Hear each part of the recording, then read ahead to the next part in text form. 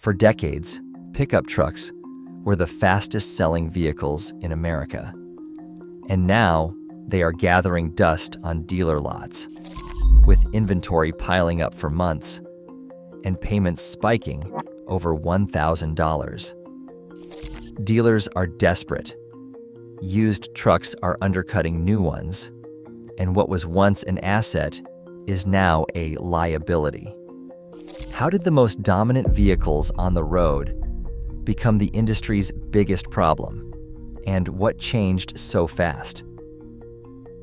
Across the country, dealer lots are overflowing with pickup trucks. Nearly 3 million new vehicles now sit unsold in the United States, and about a third of them are pickups, far more than in a normal year. Trucks that once moved in a matter of weeks now linger for 3 to 4 months, with days of supply metrics ballooning to 90, 120, even 140 days at some brands. Historically, a pickup truck would be gone in 30 to 45 days, making them the quickest turning asset in the business. Now, that equation has flipped. Dealers are scrambling to find space, pushing overflow inventory into off-site lots, rented fields, and even remote storage yards miles from the showroom. Rows of unsold trucks stretch as far as the eye can see, with some dealers quietly moving inventory across state lines just to keep their main lots from looking stagnant. The old logic that inventory meant strength no longer applies. Every extra day a truck sits unsold, the costs pile up: floor plan interest on loans, insurance, and the slow but steady erosion of resale value. Instead of generating profit, the trucks become a liability. Carrying costs quickly outstrip the margin on each sale, turning what was once the backbone of dealer profitability into a cash drain.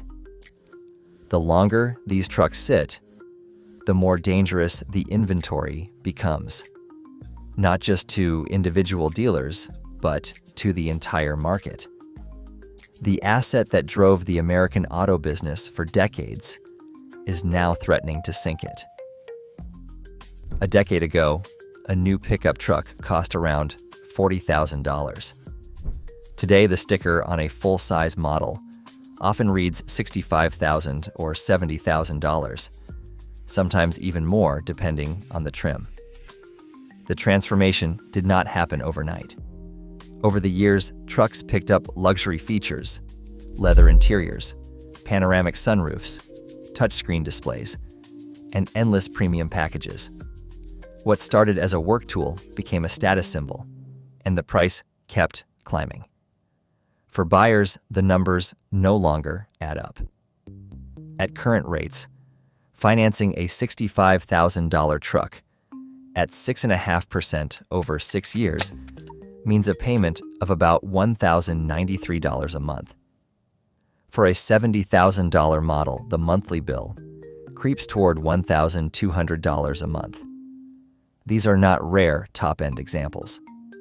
These are average figures for new full-size trucks in 2025 and 2026, with most buyers staring down a 4-figure payment even before insurance and taxes. Options that once felt like upgrades now read as obstacles. The sheer number of trims and tech packages means even a mid-range model can push a buyer's budget past its breaking point. Stretching for a higher payment used to be part of the deal, but now the stretch has become a chasm. Instead of reaching further, many buyers are simply stepping back. The dream of driving home in a new truck has collided with a reality where the monthly payment can be more than a mortgage payment. The result is a market where hesitation is the new normal, and every unsold truck is a reminder of just how far the price curve has run, ahead of what people can or will pay. That unsold inventory is becoming a financial liability for dealers. and it is forcing a deeper, structural reset in how buyers and sellers approach trucks. Lease returns and fleet liquidations have flooded the used truck market with late-model inventory. Auction lanes are packed with 2- and 3-year-old pickups, many still under warranty, all priced thousands of dollars below new. The volume is impossible to ignore. Manheim and other wholesale channels report a surge in trucks coming off lease or being retired from service, with dealers and fleet operators eager to unload before values slide any further. For buyers, the math is simple. A 2023 model year truck with low miles now lists for 15 to 20% less than its new equivalent, despite offering nearly identical features. Certified pre-owned programs sweeten the deal, stacking extra warranty coverage on top of the price break. The gap between new and used has never been wider, especially on higher trims, where the difference can reach $10,000 or more. This internal competition is something manufacturers never planned for. When late-model trucks flood the market, new inventory loses its grip on pricing power.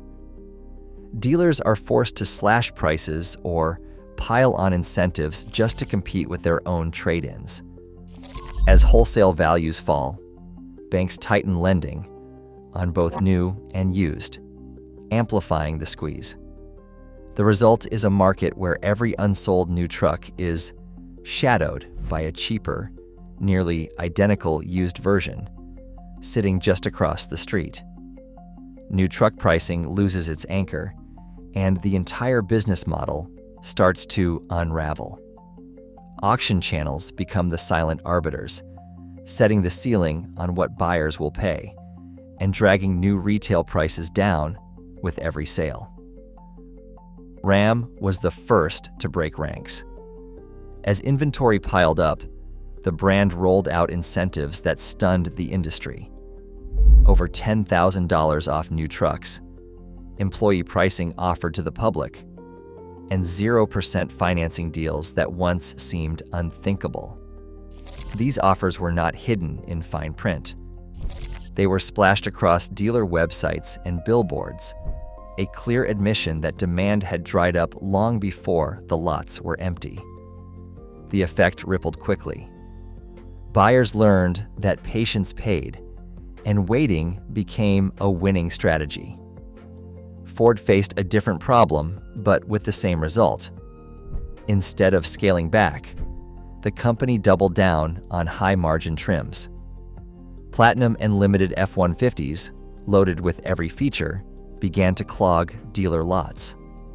These trucks, once the most profitable in the lineup, turned into dead weight. Dealers quietly admitted to selling them at a loss, shaving margins just to clear space. The trucks built to maximize profit became the hardest to move. Toyota, long known for bulletproof resale and loyal buyers, stumbled with the Tundra. The latest redesign arrived with higher prices and a promise of new technology, but early quality concerns surfaced, and resale values slipped. By the third quarter of 2025, Tundra sales had dropped nearly 8% year over year. Trade-in values weakened, freezing out buyers who depended on strong equity to afford a new model. GM added a different kind of friction. The Silverado and Sierra lineups ballooned with trims, engines, and packages, creating a maze for buyers. Instead of drawing customers in, the complexity left many uncertain about what they were actually getting for their money. Confused shoppers paused, and in today's market, a paused buyer is a lost sale. Dealers are no longer waiting for the factory to solve their problems. As floor plan interest piles up, many are refusing new allocations altogether, turning away truckloads of inventory that just months ago would have been a prize. The calculation is simple. Every unsold truck on the lot is now a daily drain, not a future profit. Some stores are transferring inventory across state lines, searching for regions with even a hint of demand, but most have accepted that the risk of holding excess stock is too great. Losses are now part of the business plan. Dealers slash prices below invoice, take hits on trades, and liquidate aged units at auction just to keep floor plan debt from spiraling out of control. The break-even point, once a comfortable cushion, has vanished. For many, survival means sacrificing profit to avoid insolvency. The problem runs deeper than any single brand or region. Production lines, set months in advance, continue to feed a market that has already pulled back. The lag between factory output and real-world demand means the overflow will persist well into the next year. According to the latest industry forecast, new Class 8 truck sales in 2026 are expected to fall to 171,000 units, an 18% drop from 2025. This is not just a dip, it is a reset. Buyers have learned to wait for deals, and dealers know patience is now a weapon. The old playbook, sell fast, restock, repeat, no longer works. The market has shifted from growth to defense, with every decision focused on limiting damage rather than chasing profit. The era of easy money in pickups has ended, replaced by a new reality where caution rules and expectations have changed for good. America's best-selling vehicles now sit unsold, outpriced by their own evolution. As buyers wait for sanity to return, the industry faces a hard reset, where expectations, not just prices, are coming down.